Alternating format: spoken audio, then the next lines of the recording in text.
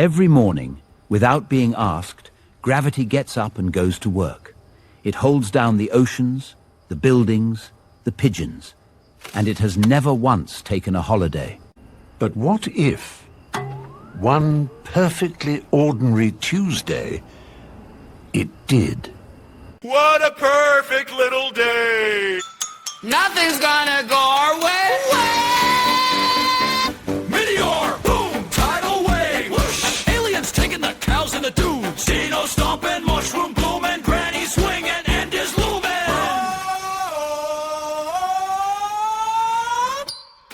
Apocalypse! Silent stories that would never happen.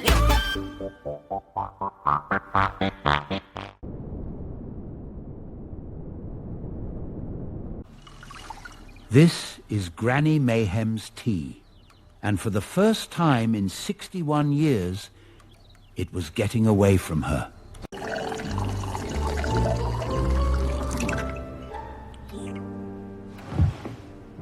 Problem solved. Nobody in Thimble fell up. That's not how it works.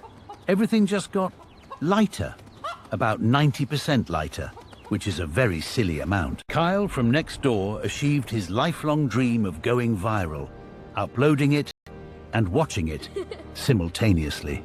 This was Doomsday Dave's fourth correctly predicted apocalypse. And by now, he had stopped saying "I told you so" out loud. He simply floated in a way that implied it. Granny Mayhem remained on the ground. Nobody could explain it. Nobody asked. Mrs. Pam held class anyway. Today's lesson, why a spinning thing keeps spinning. Pull your arms in, she said, and you go faster. The children thought this was wonderful. It is the only fact in this story you will need later. Vinnie Vend, who had sold umbrellas all through the meteor season, was having an excellent week. At noon, the pond left. The ducks went with it, not because they had to, because it was clearly the event of the season. Nugget went too.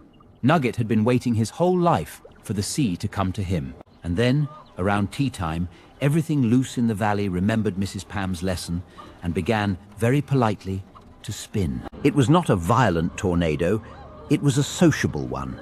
Mrs. Prewitt from the bakery passed Mr. Ollerton from the garage 11 times. By the 9th, they had agreed to dinner.